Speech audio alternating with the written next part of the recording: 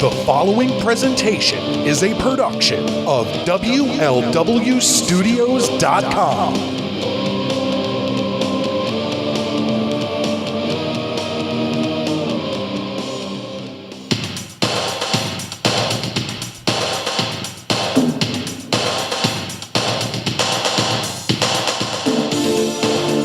And you are listening to episode 150 of The Midnight Jury here on WLWstudios.com, along with our Midnight Jury feeds on iTunes, Stitcher Radio, TuneIn Radio, and I'm very excited to be here today because it's episode of 150, not because of the topic.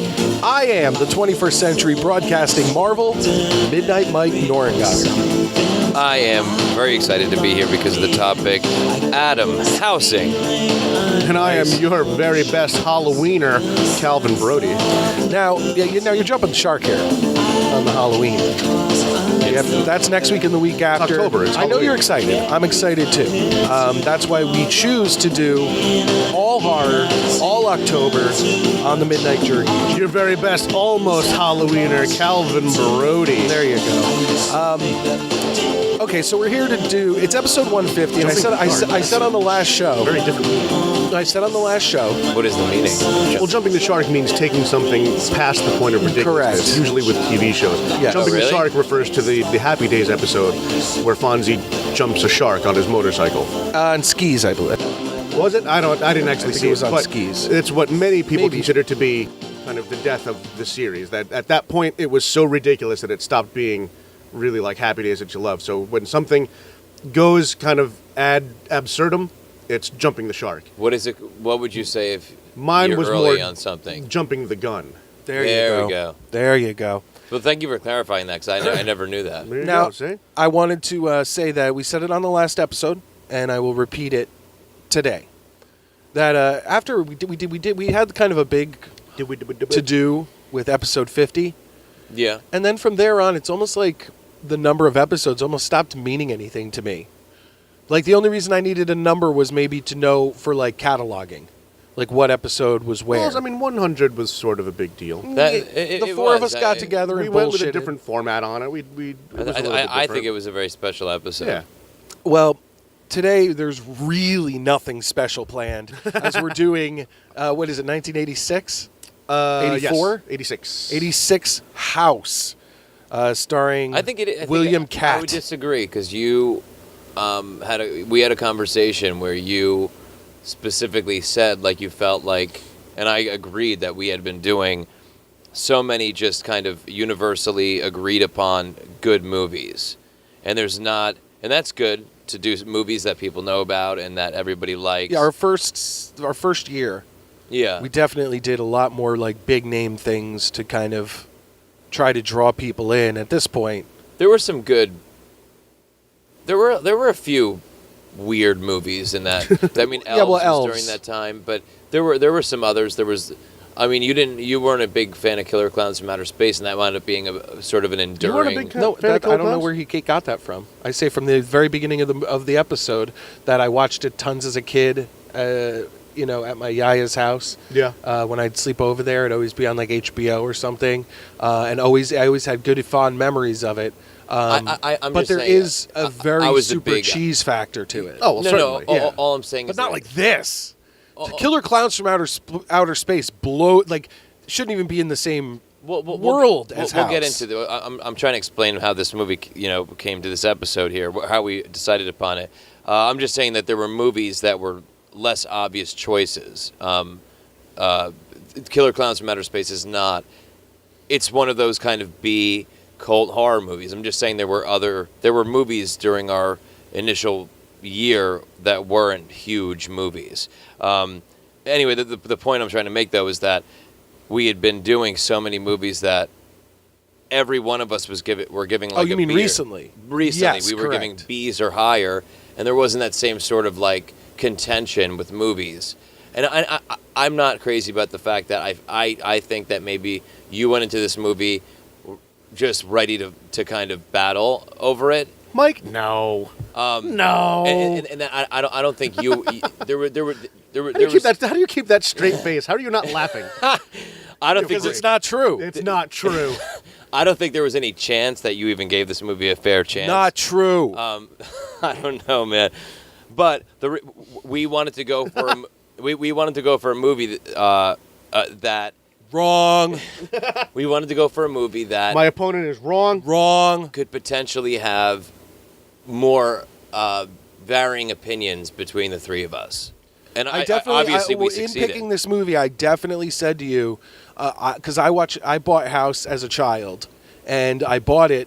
I never actually rented it, but then one day I saw it very cheap, House 1 and House 2 in like a double box set. Yeah. And You get it for like $3 on Amazon now. well, yeah, Yeah. then the art on the cover is what made me buy it, and I was like, the oh, doorbell? The hand yeah, ringing the like doorbell? the zombie hand or whatever. Yeah. It looked legitimately That was a zombie creepy. hand ringing a doorbell. And then you watch it, and it's terrible, and it's cheesy, and and I remembered thinking that when I was like 10 years old, I think like it was 12 years old. I I'll be honest, I was knew- surprised we went with this and not something like Critters or Chud or Ghoulies. no. or, I might have liked them too much. I'm surprised that House beat all those out. The reason that House did that's a great point. But we had and two in mind. What were they? It was House and one other one that I knew, Troll. and Troll, that we knew we would probably be Now, contentious. Troll 2 is like the self-proclaimed Yeah, worst horror movie we absolutely ever. have to get the Troll thing going because Troll 2 will be a Troll 2 is an The thing is, though, achievement like I feel like in cinema. Troll 2 intentionally tries to no, be no, no. bad, It which does takes not. away. It Really, does not You at having all. watched it, you got the feeling that they took themselves Abs- seriously one when of- making That's it. why it's such a And special wow. movie. I'm not big on movies that try to be bad. Okay. Because there are some of those movies. Right. And I think a lot of times those movies come off as obnoxious.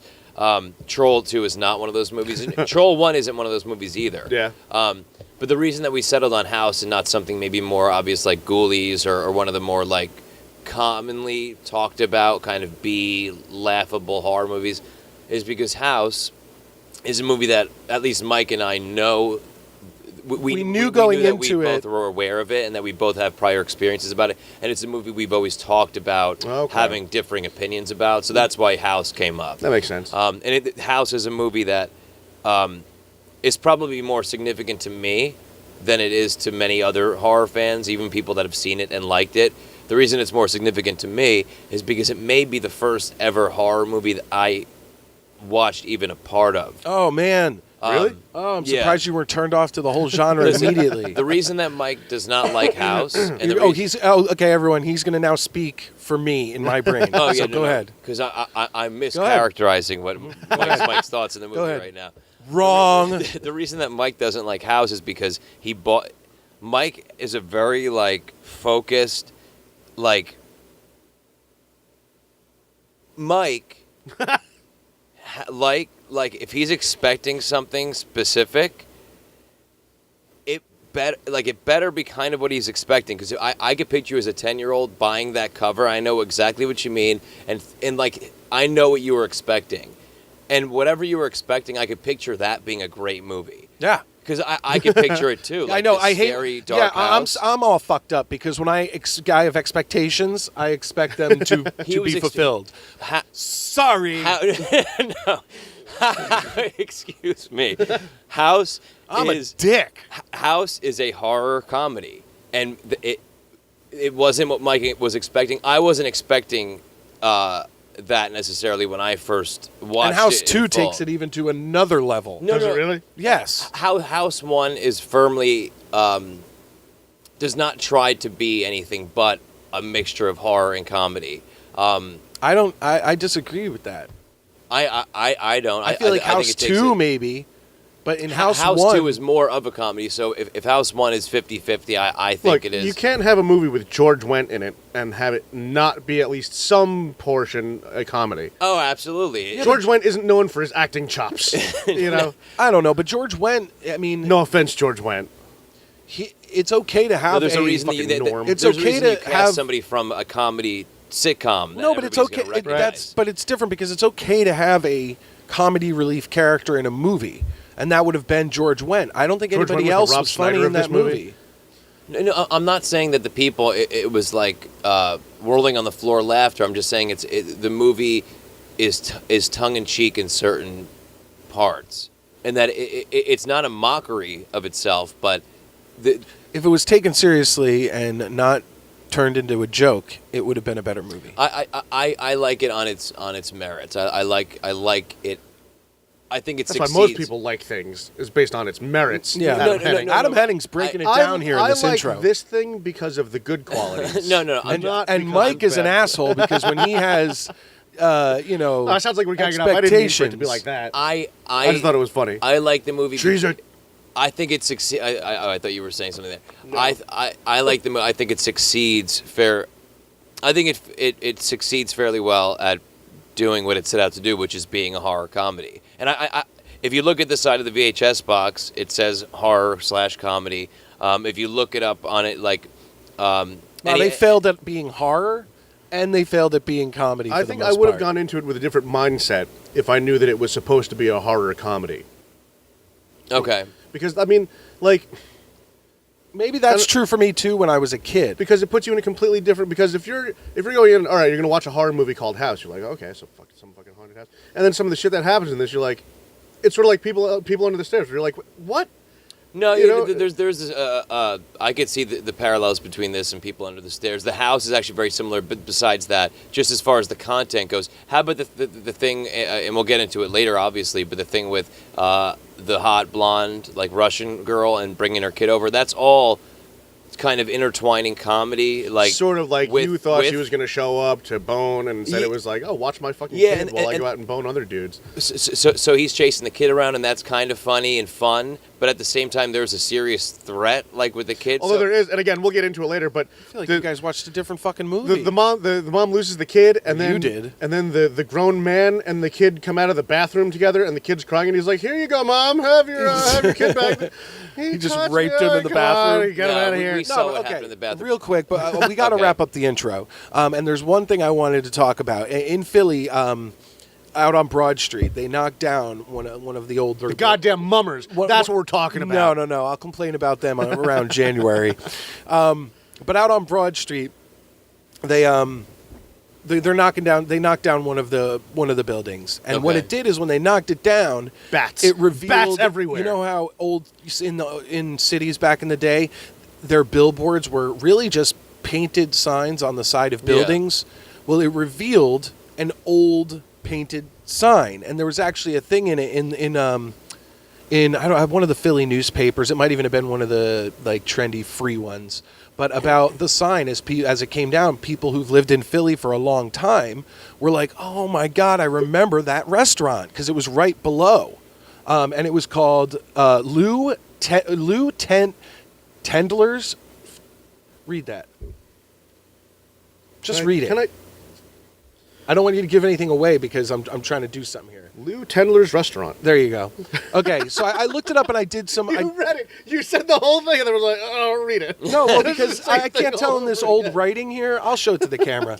But anyway, it's right on South Broad Street and 227, 229 South Broad Street, Philadelphia, PA. And he was an old boxer, and he ended up opening up this restaurant after his career was over. And it was like a really hopping place way back in the day, in like the turn of the century or the 20s or the 30s, that area. Yeah. They probably had African American music acts and busboys, but that was it. Correct, probably. So anyway, I did some research on it because so many people were talking about it, and I wanted to, just check it out and whatever. So I looked online, and on eBay, all I had to do was pay shipping and handling, which was like a postage stamp.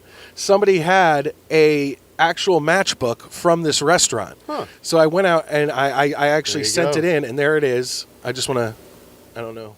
May I see it? Well, you can look at the front first, and then I'll hand it to you. But that's the okay? Mm-hmm. So then I got. Did you see it? Okay. So then I get the matchbook, and I'm like, awesome! Like, this is a piece of Philly history. It's like the brick that's somewhere around here. Oh yeah, right. It's over there. So it's a piece of Americana. Yeah, that's from a theater. Anyway, that was the brick. Is so from I the get theater. the matchbook, and on the other side is another ad. Terrific. For a restaurant that was on Pennsylvania Ave and Boardwalk in Atlantic City, New Jersey. Oh. And this was called Mamie's Delicious Waffles. Now, if you could see that, folks, and now I'll hand it around. When I saw that, I died. This is the non-offense. You can't offend us, but even this one's a bit pushing it. It's like, just a little Guys, bit. come on.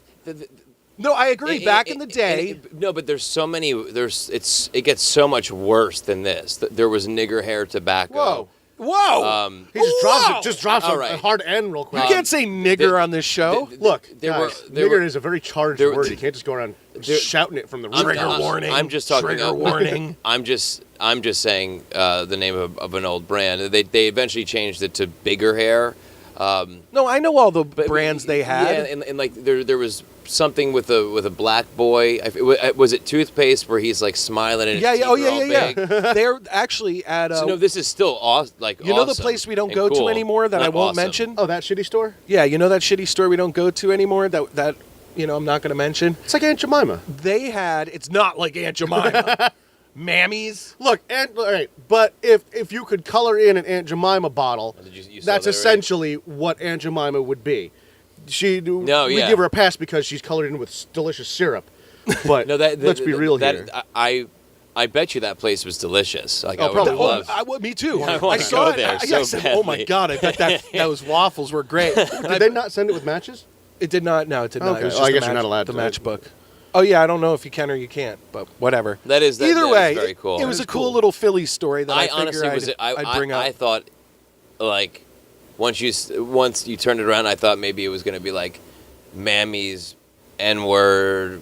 No, Like some sort of soul food joint or like... Yeah. the picture is Look, so hey, offensive. I get it. That's why I was laughing No, uproariously. yeah. I mean, that is But is it? It's just an older. It's an old. Still funny. It's funny black because lady. it's so racist. That's why. yeah. Yeah, But- there are but- worse things, but it's No, still... no. But what if there was a I bet they had heavy-set, fried chicken like there too. lady that was named Mammy? Mammy is the name for usually a nanny, a big old Like a black, black nanny housekeeper. of a white family. They always call Like like in the the little first season kids of would Muppet call her Babies. Mammy. Okay.